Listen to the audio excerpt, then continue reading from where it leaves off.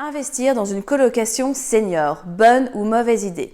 Bonjour à toutes et à tous, j'espère que vous êtes en pleine forme. Je m'appelle Elodie, je suis investisseuse, coach immobilier certifié et fondatrice de Real Estate in Belgium, un organisme qui a pour but de vous aider à investir dans des biens qui vous rapportent de l'argent chaque mois. Aujourd'hui, dans cette nouvelle vidéo, nous allons parler d'un phénomène qui prend de plus en plus d'ampleur et pour lequel certaines personnes se demandent si c'est intéressant d'investir ou non dans des colocations pour seniors. Avant d'aller plus loin, n'oubliez pas, likez la vidéo, commentez-la, partagez-la, abonnez-vous et surtout téléchargez le cadeau que je vous offre juste ici en dessous de la vidéo. On se retrouve après le jingle.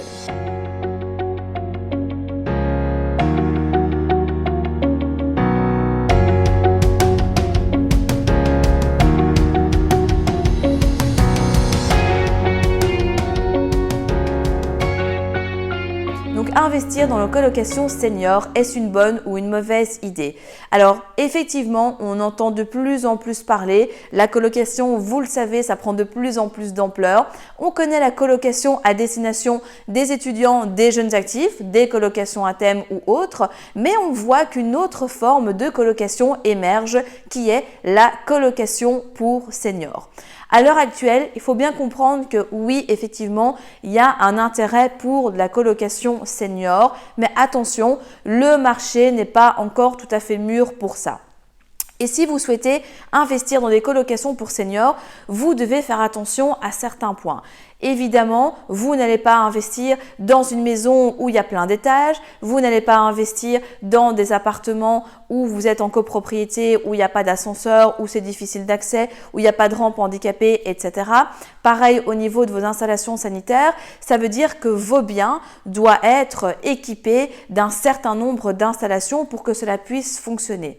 Dans l'idéal, bien évidemment, vous devez être soit dans une maison où, c'est une maison plutôt plein pied ou un appartement de rez-de-chaussée, ou s'il y a un ascenseur, là ça peut fonctionner aussi. Mais si vous êtes dans une maison, si vous avez des escaliers, oui, ça pourra fonctionner. Je ne dis pas que toutes les personnes âgées sont des vieux croulants, que du contraire, mais ce que je veux dire, c'est qu'il y a un moment, il y a des personnes qui auront un petit peu plus difficile pour se déplacer et faire chaque fois l'aller-retour posera un petit peu problème. Donc soit vous installez un système qui fait que en cas de besoin, même si les personnes n'utilisent pas directement, vous savez les faire monter. Donc il y a des rampes spéciales avec un système qui permet de faire monter les personnes aussi.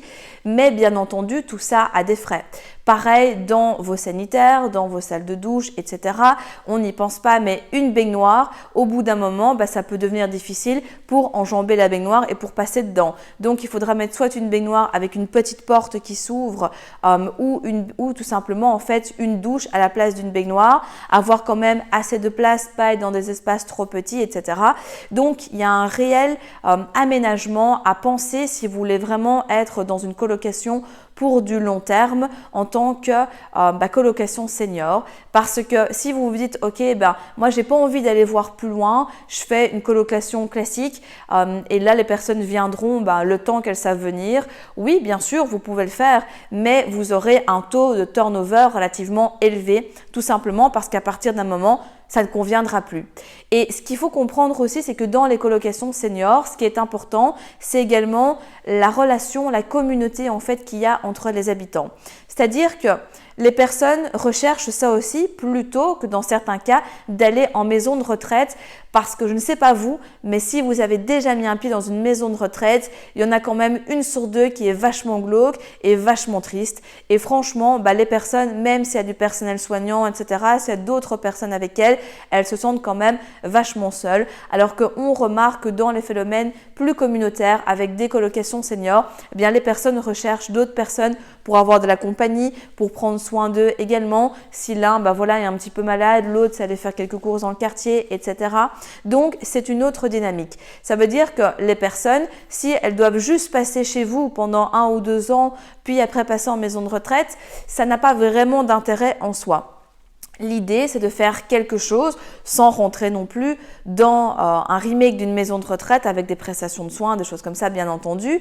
Mais ça doit être au moins dans cette optique que la personne doit s'y sentir bien pour pouvoir y rester quand même un petit peu plus longtemps et pour vous éviter les turnovers. Également, au niveau des commodités générales, aux alentours de votre bien, il va falloir qu'il y ait certaines choses. Des transports en commun, un petit magasin, une pharmacie, au moins le strict minimum qui fait qu'en cas de besoin, si les personnes ont peut-être difficile à se déplacer, elles peuvent justement avoir accès. Prévoir aussi des espaces de vie communs puisque qui dit personnes âgées dit potentiellement de la famille qui pourrait de temps en temps venir les visiter et donc si on est juste que sur une chambre, c'est un petit peu difficile pour recevoir les personnes. Donc oui pour la colocation senior, personnellement je trouve que c'est un super projet et ça ne m'étonnerait même pas que dans les mois, dans les années qui suivent, moi-même, je développe ceci parce que voilà, j'ai vraiment aussi à cœur d'aider les personnes qui sont plus âgées dans ce sens-là. Mais ce qu'il faut comprendre, c'est que c'est une autre stratégie d'investissement.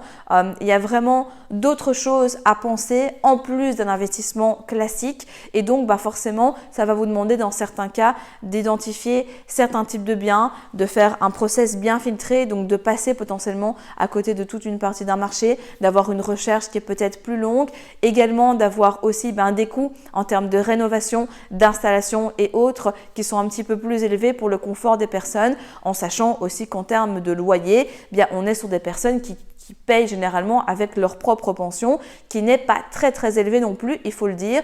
Donc, c'est pas un investissement que vous allez faire en vous disant yes, moi je vais me faire plein d'argent sur le dos des vieux. C'est pas ça du tout. Ici, on est vraiment sur un investissement qui va permettre à la fois de faire un placement patrimonial pour vous, de gagner un petit peu d'argent, bien sûr, puisque vous apportez de la valeur, que vous êtes en colocation, donc il y a plus de personnes dans votre logement, donc plus de loyers qui rentrent, etc. Mais surtout avec une idée de vouloir contribuer à la communauté et d'aider cette strate de la population. Gardez en tête également qu'à l'heure actuelle où je tourne cette vidéo, nous sommes en février 2020, le marché pour la colocation senior n'est pas encore mûr, donc c'est-à-dire que c'est quelque chose qui n'est pas totalement rentré dans les mœurs. Vous pouvez vous lancer, mais vous allez peut-être vous heurter à quelques difficultés, donc gardez-le en tête. C'est pas pour ça qu'il ne faut pas y aller, mais vous allez voir dans quelques mois, dans quelques années, le marché sera beaucoup plus mûr, ce sera vraiment monnaie courante et donc au bout d'un moment, vous aurez plus facile aussi à aller dessus.